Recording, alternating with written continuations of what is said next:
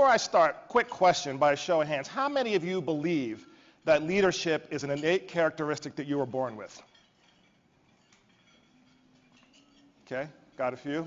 How many people believe that leadership is something that you can learn? Okay, quite a few more. So I'll tell you a quick story. So in the mid-90s, I had been in graduate school for a really long time. And I was up in Cambridge, Massachusetts, and I had been cold for a really long time.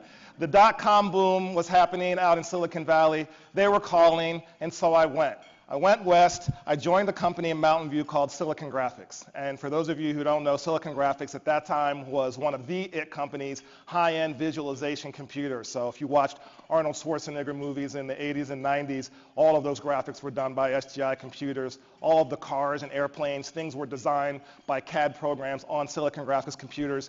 They recruited me to come out and run their education group. Whoops. Their education division. So I was hired with no work experience, no management of P&L, no management of budget, no global experience outside of vacationing to run a very large group, and the focus with the sales team and with the product development team at Silicon Graphics and lead this large organization to drive their next priority for the firm. Okay, so this is not a small startup. You know, a lot of young people with no experience join small startups, but this was a Fortune 500 company, 11,000 employees worldwide, and over $12 billion in revenue. So here I am, and I'm running this large operation, okay? And so what happens is, several quarters in, I'm tripping over potholes, and I'm having all kinds of mistakes, and I'm trying to drive this team. And at a certain point, I go to the CEO, and I say, why is it that you hired me? Of all the people that you could have hired, why did you hire me? Because I am not a natural leader in this context.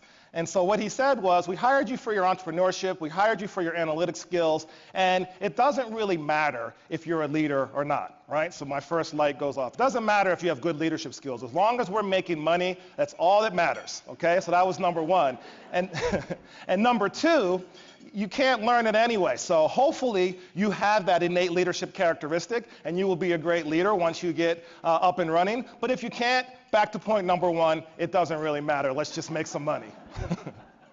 So I dedicated the rest of my career from that point on. I went back, I got a PhD, I studied this stuff at the Wharton School. I engaged in a lot of different jobs since then, constantly looking at what is it to answer that question. Can leadership be taught and learned, number one? And does it really matter? Does it have an impact on the commercial results of the firm and the company, or does it not really matter? And this is an age-old debate, and I know I'm preaching to the choir in this room. Most of you raised your hands that it can be learned. Most of you would raise your hands and say that it actually does have an impact on the bottom line. But you and I both know that a lot of people would argue the other way, that as long as you have good commercial, strong success, that's all that matters. So let me talk to you a little bit about that. What I'm going to do today is talk to you about a couple of themes. One